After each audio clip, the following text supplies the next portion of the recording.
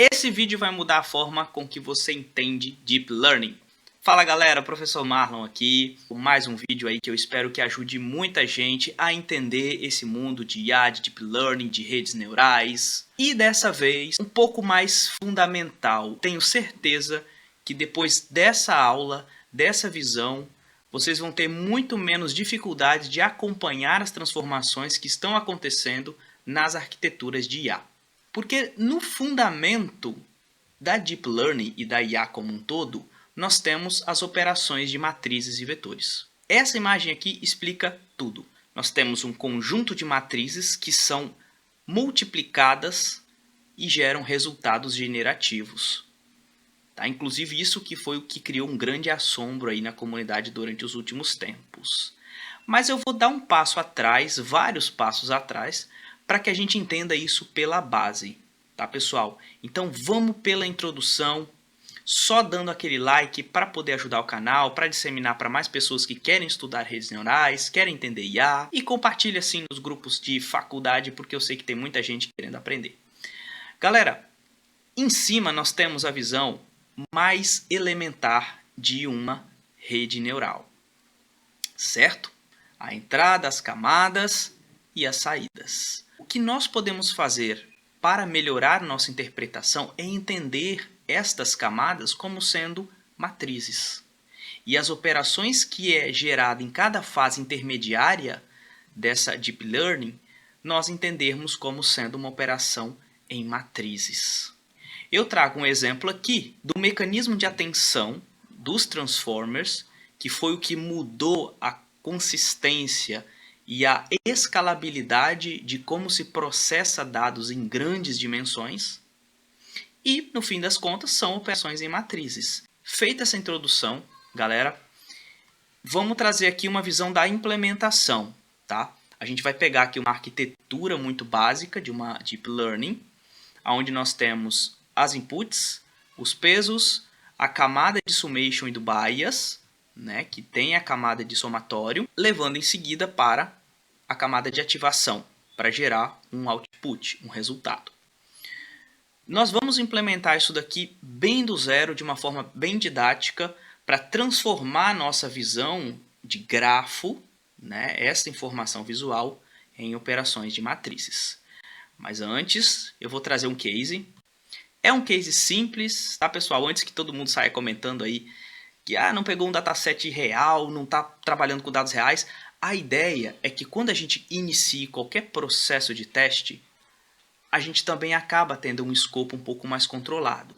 Então o que eu fiz? Eu desenhei um case de uma plataforma de vendas, de uma empresa de vendas, onde cada venda, sendo online X, venda física Y, e cada estorno resulte em uma taxa de lucro. Ou seja, se a empresa teve lucro ou não naquele dia, e isso é computado lá como faturamento da empresa. O lucro diário dessa empresa possui como um fator limitante a quantidade de dias que ela trabalha, que são 20 dias úteis em um mês. Ou seja, ao longo de 20 dias úteis, vai computando-se diariamente se ela teve lucro ou não, somando isso ao faturamento. De novo, um exemplozinho bem simples. E aí a gente apela aqui para os matemáticos da empresa que descobriram que a função de custo diário da empresa é 4x mais 3y menos z. Eu não vou entrar muito na seara de como eu achei esse valor, tá? Até porque eu inventei, mas a ideia é que a gente tenha a pesquisa operacional, minimizar a despesa, maximizar lucro, como sendo a base mais inteligente de otimização que a IA hoje faz de uma forma muito mais massiva. De novo, é um exemplozinho bem simples de PO lá para a gente poder escalar. E aí, olha que interessante. Quando este limiar diário é maior do que 20, nós temos lucro apurado naquele dia. Se foi menor ou igual, prejuízo. E aí o diretor de posse desses resultados analíticos diariamente começou a querer um modelo preditivo que passe a estimar dia a dia a tendência para o próximo dia de ser lucro ou prejuízo. Existem várias formas da gente gerar dados fictícios. Podemos puxar de um dataset sem problema nenhum.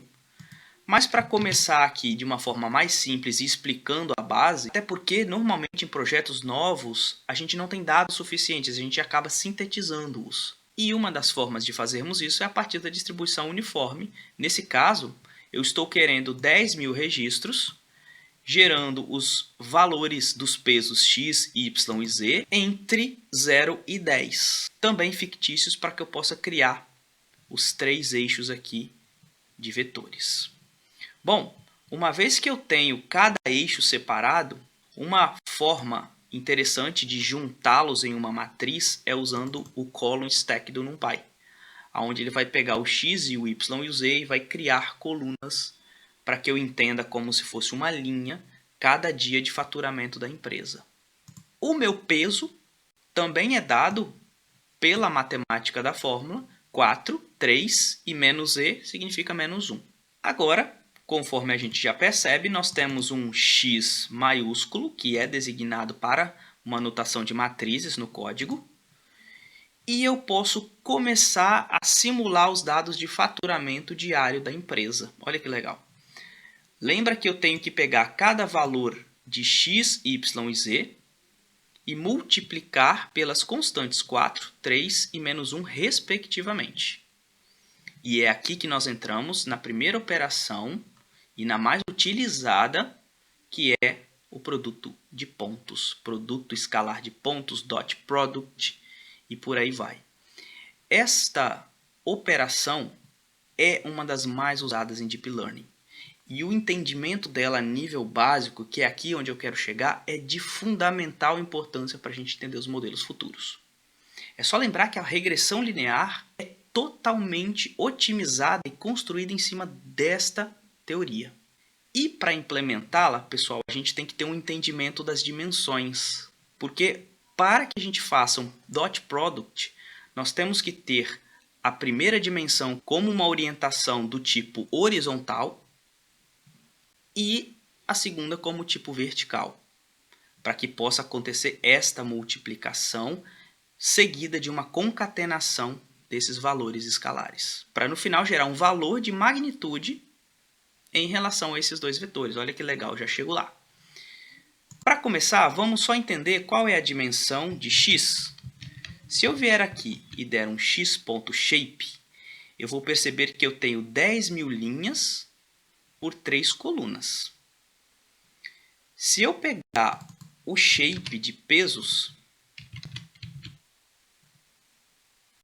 eu tenho simplesmente 3 linhas. E isso já me dá uma noção que eu já possuo 3 linhas exatamente como peso, enquanto que o meu x, voltando aqui de novo, ele já está no formato horizontal. Assim, se eu quiser multiplicá-los, eu faço um dot, um np.dot de x e de weights.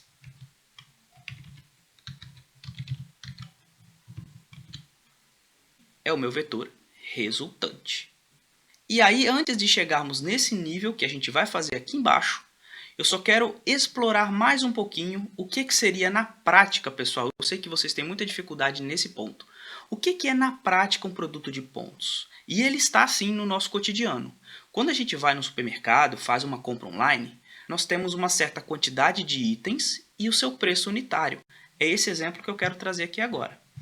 Então, quando a gente tem, por exemplo, 2 dimensões e uma quantidade de itens, né? Então, são 3 itens. O primeiro item custa R$ 1,99, o segundo R$ 2,50 e o terceiro R$ 10. Se eu for lá num supermercado e comprar 0 de uma quantidade do primeiro item, 2 do segundo e 1 do terceiro, no caixa eu tenho que ter um valor a pagar. O que seria esse valor a pagar? Só lembrando, intuitivamente, que para que eu tenha um valor a pagar, eu tenho que pegar 0 e multiplicar por 1,99, somar com 2 vezes 2,5, 1 vezes 10, certo? O que vai dar 15. E nesse ponto, a operação de dot product, de produto de pontos, faz exatamente isso. Ou seja, se eu vier aqui e pegar np.dot quantidade de itens e multiplicar pelo preço unitário, o que vai acontecer? Um belo de um erro. Porque as dimensões não estão propícias no formato horizontal vertical para que eu faça corretamente o produto de pontos. E aí eu preciso de saber que aqui eu tenho uma dimensão diferente que não é necessária para a operação. Vamos ver como é que está a quantidade de itens rapidamente aqui. Vou rodar aqui em cima. E aqui agora. Reparem que a quantidade de itens está num formato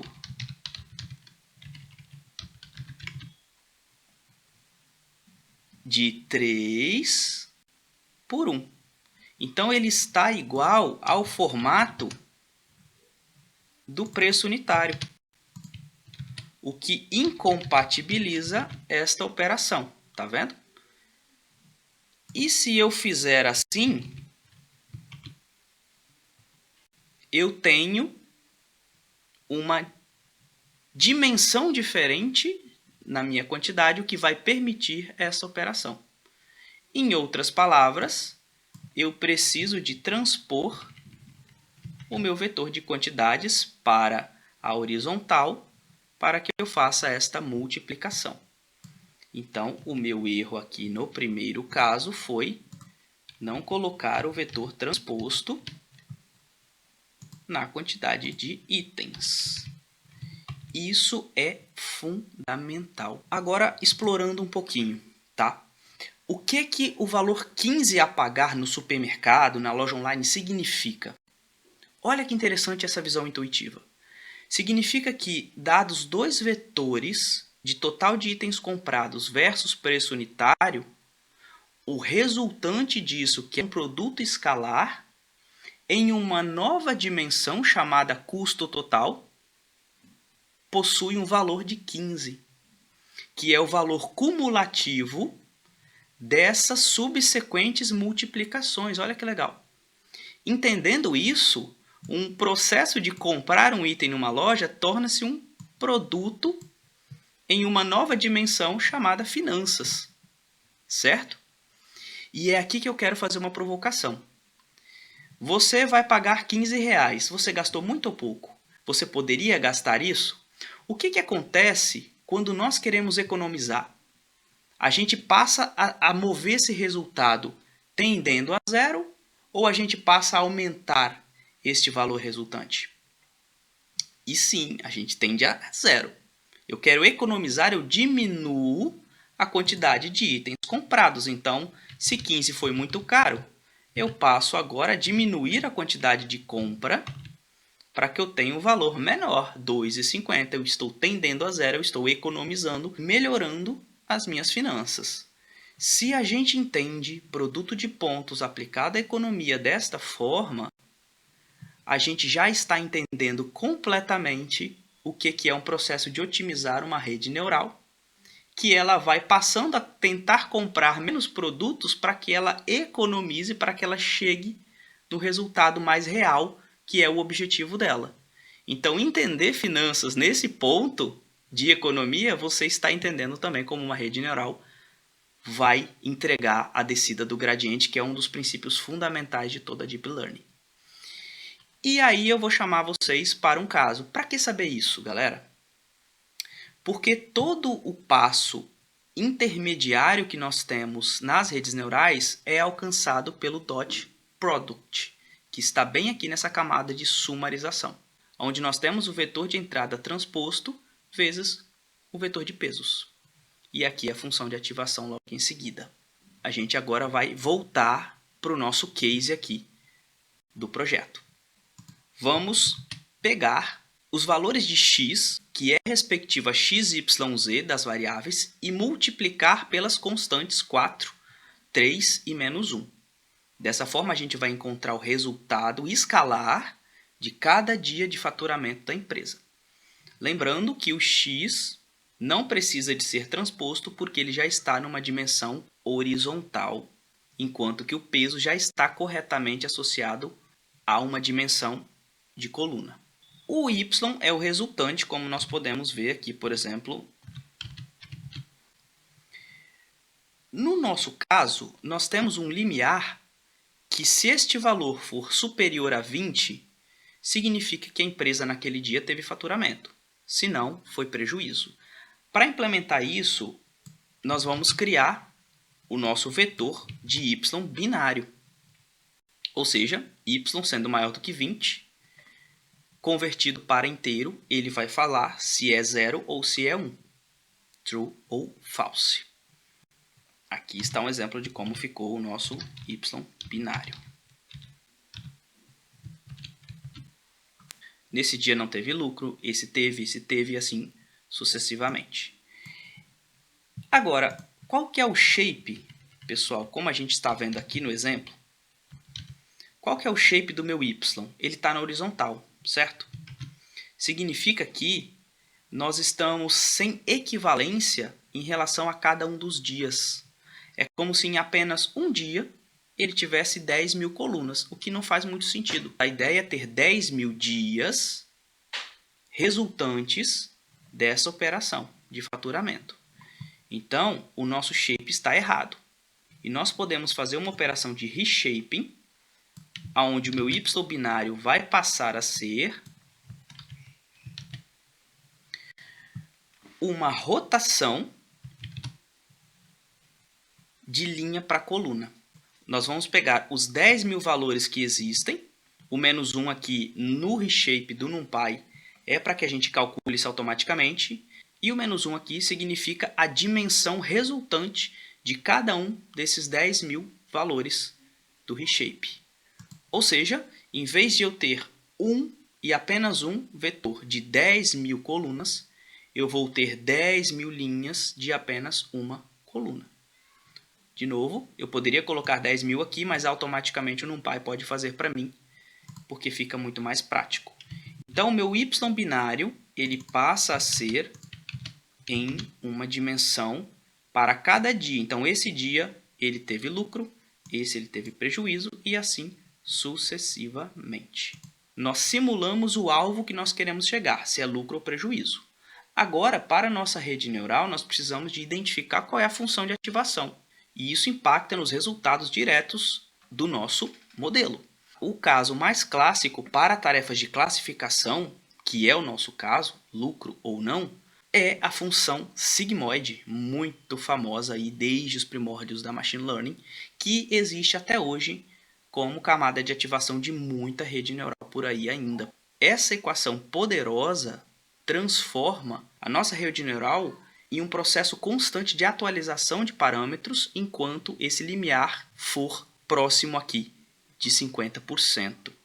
À medida que ele vai se aproximando de uma linha de decisão, vai chegando perto de 1 ou de 0, essa zona ela vai ficando menos ativa e os gradientes vão se estabilizando. Isso permite com que você continue atualizando os parâmetros apenas que não atingiram esses limiares ainda. Olha que poderoso. Para implementar essa função, não tem muito segredo, porque basta olhar a fórmula aqui e implementá-la no formato NumPy. Ou seja, a minha função sigmoide é 1 dividido por 1 mais a constante de Euler elevado a x inverso. E aí, nós já podemos passar um vetor nesta função e obter o valor resultante entre 0 e 1. Mas tem um conceito relevante que nós precisamos de entender agora, que é a derivada dessa função sigmoide. Não saiam agora, não desistam, tá? Porque eu tenho certeza que vocês vão entender. Derivada é o fundamental para que se entenda se você vai atualizar ou não esse parâmetro. Em outras palavras, se você tem que continuar a se mover para poder alcançar ali um processo de aprendizagem da sua rede neural. Eu vou dar um exemplo de como se fosse um carro percorrendo uma estrada. Olha que interessante, se a gente observar a função sigmoide, onde ele começa a acelerar em função do tempo, e em um dado momento ele alcança o máximo de aceleração possível, e a partir disso começa a frear. E aí termina a prova. Nesse ponto, repara que nós temos a aceleração dele de forma crescente, até o momento que atinge o pico exatamente na metade da prova, e em seguida ele passa a frear. Ou seja, a aceleração que nós vemos lá na física, que é ΔV sobre ΔT, é a derivada da velocidade em função do tempo. Olha que legal.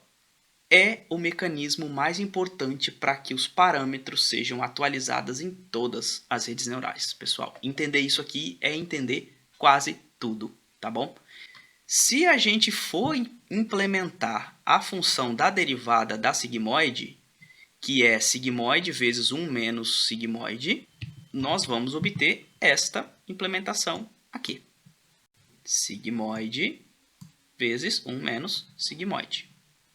Agora, a gente tem que ter as dimensões de aprendizado, ou seja, dos pesos que vão fazer, de fato, essa atualização constante para que seja possível encontrar os valores ótimos desse aprendizado. E no nosso diagrama, os pesos que nós vamos inicializar está representado por W, que como todo mundo já conhece. Inicialização de pesos, pessoal, é algo interessante que é tratado em muitos livros de álgebra e machine learning. Porque se você colocar todos igual a zero, não vai se ter diferença em relação ao aprendizado. Ou seja, todos os neurônios passarão a ser como se fosse apenas um perceptron. E isso não é nada legal para a convergência da nossa rede.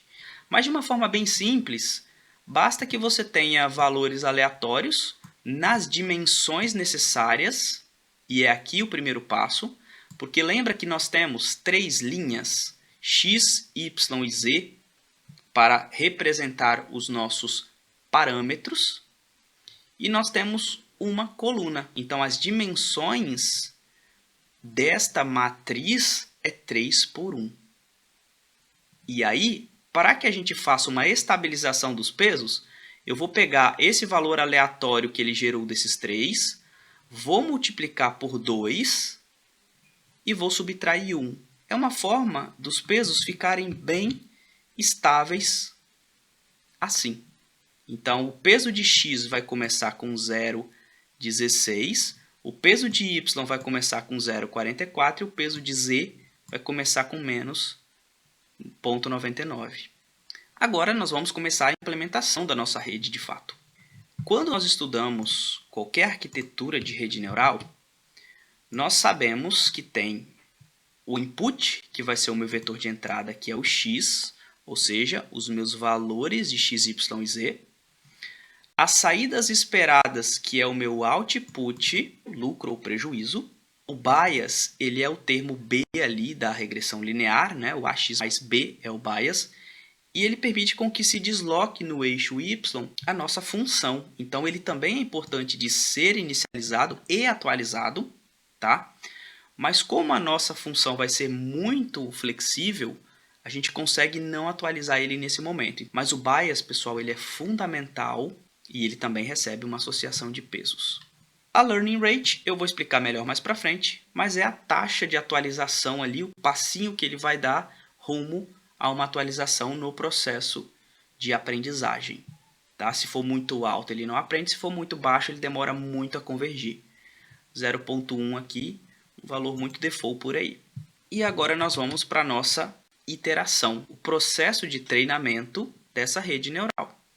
Eu vou colocar aqui 10.000 épocas, significa que ele vai passar 10.000 vezes por todos os meus dados, atualizando intensamente todos os pesos da minha rede. Vamos implementar então a propagação direta, que é muito simples. Então, na camada de forward, nós temos os inputs, os pesos, a função de soma e a função de ativação para gerar a saída. Nesse ponto, estamos com a função de soma, que é um produto de pontos pelos pesos, mais o bias, que é muito importante esse ponto. E de onde veio isso, pessoal? Exatamente do modelo de carrinho de compras lá do supermercado. Aqui não é transposto porque se a gente for puxar o valor de x, como a gente fez lá em cima, x já está na dimensão correta para que se faça o produto de pontos. E os pesos também. Quando nós temos a função sigma, que é a função de sumarização, nós podemos proceder à função sigmoide, que vai pegar esse vetor desse produto de pontos e vai calcular a minha função sigmoide em cima do resultado. E aqui eu tenho as probabilidades, olha que legal, entre 0 e 1, do quão longe eu estou dos valores que eu tenho que atingir.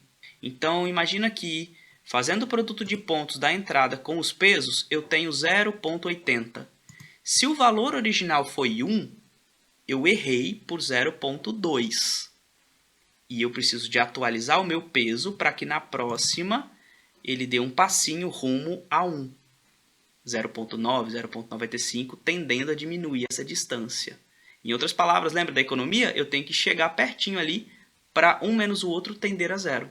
Nesse ponto, eu vou calcular o erro que é dado pelo que ele previu menos o outputs, galera. E aqui nós temos uma grande facilidade do NumPy, porque ele é capaz de fazer uma operação aqui vetorizada subtraindo cada um dos índices respectivos de cada um dos vetores.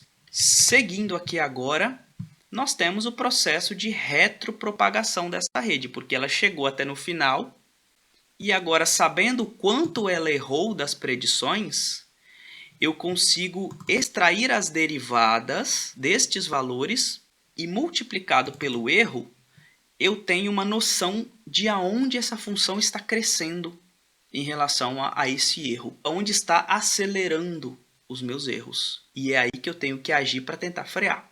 Nesse ponto, eu estou calculando o que a gente chama de gradientes, que é simplesmente o vetor resultado da derivada em função da função de erro.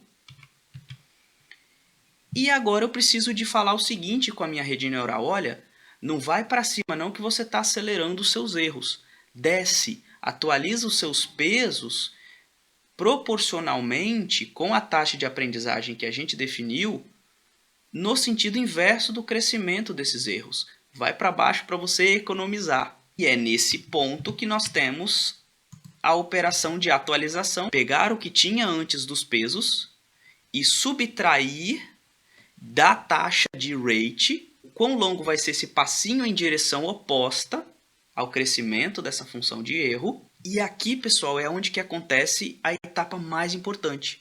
Porque eu estou dando um passinho na direção oposta do resultado da compra, que estava muito alta, e eu percebi que eu tenho que baixar. Aí você vai pegar o total que você está pagando, que seria o valor de entrada, em função do crescimento desse custo.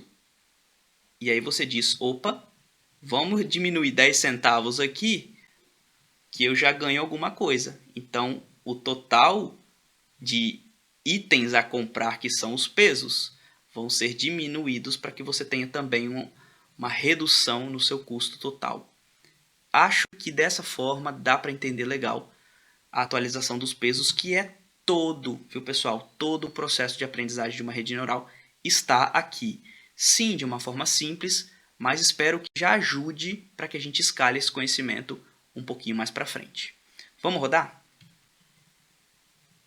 Beleza, nesse ponto, reparem que ele está calculando o gradiente, fazendo a predição, calculando o erro, gradiente de novo. 10.000 épocas depois, ocorre o aprendizado dessa rede neural. O que a gente chama de convergência, os valores ótimos, certo? Aqui, uma parte técnica, a gente recebeu um overflow. Significa que a gente sobrecarregou uma função com valores muito altos.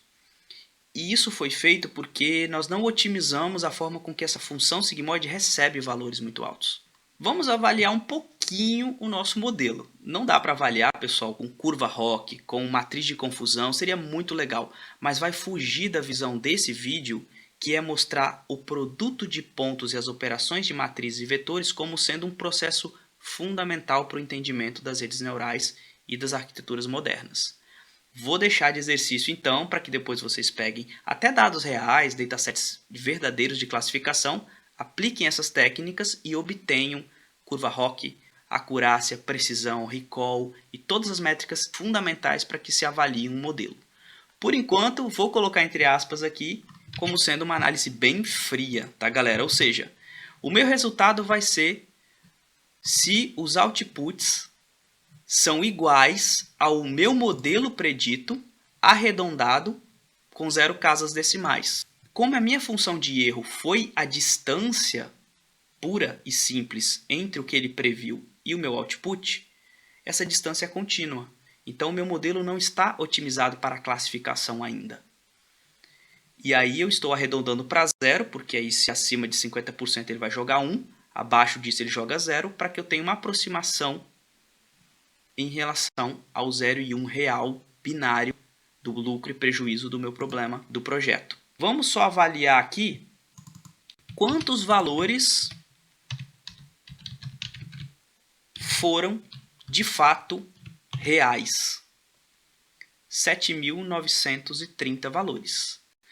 Nós temos 10.000 registros. Desses 10.000, pessoal, em torno de 79% ele acertou. Então sim, ele conseguiu aprender ali alguma coisa. Quais foram os pesos que ele definiu para esse processo de aprendizagem? X 418, Y 227 e menos 451 no eixo Z. Lembra que a nossa função era 4x mais 3y menos z? A rede neural reescreveu com 79% de acerto, assim digamos, os novos pesos. Sem nós darmos a função original, ele aproximou a função que deveria reger o lucro ou o prejuízo dessa empresa. É aqui que nós também conseguimos ter uma visão intuitiva de que a rede neural ela é um aproximador universal de funções, que é para aproximar fenômenos do mundo real, que nós não sabemos as funções, para que nós tenhamos mecanismos de prever, modelar o comportamento, entender o comportamento e simular o comportamento dentro de ambientes computacionais. Sim, é uma grande área de estudo aí, equações diferenciais aproximadas por redes neurais. Só pegando aí o gancho que física, matemática e engenharias também estudam bastante esse mecanismo de aproximar fenômenos do mundo real. Agora sim, a gente percebeu que dá para melhorar, e aí a gente pega um pouquinho da vertente das redes neurais modernas para poder, quem sabe, dar uma tunada no nosso modelo. Qual é a grande sacada de uma técnica de função de ativação chamada softmax? A saída de predição da nossa rede neural, ela passa a ser uma razão entre aquele valor dividido pelo somatório dessas saídas. Sim, é uma noção de proporção. E é aqui que nós temos a transformação de saídas em valores absolutos para probabilidades. Ou seja, 5.1 possui probabilidade de 0.9, o que estabiliza a nossa saída da camada de ativação como valores entre 0 e 1, o que é muito bom para poder melhorar o nosso processo de aprendizado. Então, agora o que nós vamos fazer é embutir a camada de softmax dentro da nossa arquitetura de rede neural atual. Está aqui a função de softmax exatamente como está aqui no slide. Ou seja, Euler elevado a x. E aqui vem uma técnica bem importante, pessoal. Para evitar valores discrepantes e muito altos que tendam a fazer um overflow na nossa função, a gente normaliza, ou seja, subtrai o valor atual pelo maior valor do vetor. Aí a gente tende a ter valores mais estáveis para trabalhar dentro da função. A ausência disso ocasionou o erro de overflow em cima, no nosso primeiro modelo neural. Basicamente, eu tenho essa implementação aqui, só que mais estável para o processo computacional, viu, pessoal? É aí que a arte da matemática se junta à computação para otimizar a computação numérica. E aqui o retorno é este valor dividido pelo somatório de todos, que também nós obtemos aqui em cima. Essa é a nossa função softmax. Olha como o conhecimento em rede neural, pessoal, diferente do que a gente vê por aí, é em caixinhas, é de um aprendizado constante e pequeno. Porque se eu consigo chegar nas probabilidades do meu output, eu posso usar uma fórmula chamada Cross Entropy Loss. Em uma explicação intuitiva, é o quão surpresa a sua arquitetura vai ficar se ela acreditava que tinha um valor real e ela ficou muito longe desse valor. E aí nós temos uma entropia máxima quando esse valor está completamente errado e uma entropia mínima, zero surpresa quando ela acerta. E no processo de classificação, o somatório do total de classes do valor real multiplicado pelo logaritmo natural da minha função de saída, que é a softmax. Vamos ver como isso fica na prática? Que eu sei que parece difícil, mas não é.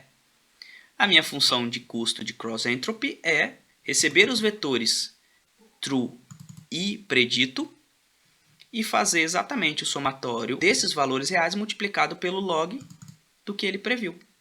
Só isso que é a implementação do cross entropy. E agora nós vamos reimplementar a nossa rede neural com essas melhorias. Para adiantar o processo, pessoal, vou colar o código que até então era comum. Agora, na função de saída de concatenação, que é o produto de pontos da input versus os pesos mais o bias, eu tenho uma mudança.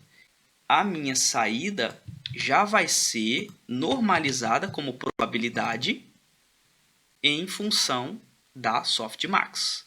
Essa é uma pequena diferença já nessa arquitetura atual. E nesse ponto, a gente já vai para o gradiente. Quão distante ficou a predição dada menos os valores reais, para que a gente possa ter uma noção de direção para onde esse erro está crescendo. E aqui, pessoal, mais uma otimizaçãozinha, tá? Que a gente não tinha e que melhora muito a computação.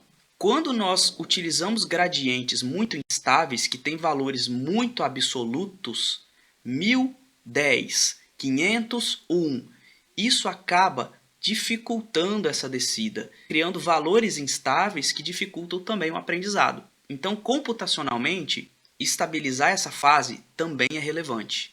E uma forma simples de fazer isso é dividir, por exemplo, pela dimensão do meu vetor.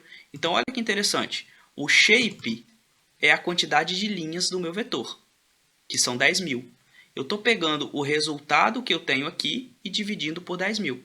Isso permite com que eu tenha valores menores, mantendo a escala de distância entre cada erro bem mais facilmente computáveis. Tem algoritmos como o do Transformer, por exemplo, que utiliza a divisão pela raiz da dimensão. Feito essa ressalva, que eu acho que é importante, agora a gente vai para a atualização dos pesos. Nós estamos em um caminho já conhecido, que é, se eu descobrir para onde a minha função cresce, eu vou me mover na direção oposta para que eu tenha um aprendizado, de fato, minimizando essa perda.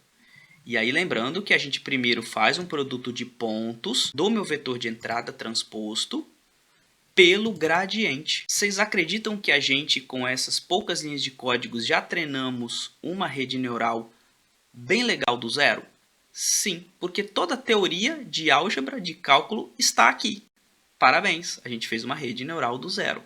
Se eu colocar para rodar, ao final do processo, vamos avaliar como ele performou, e aí eu vou utilizar a mesma régua, que é o quão exato ele está da saída original. E aqui eu dou um np.sum, resultado 10.000 valores. Ela acertou todos. A minha rede neural criou uma função de aproximação que replicou completamente os meus dados da função 4x mais 3y menos z.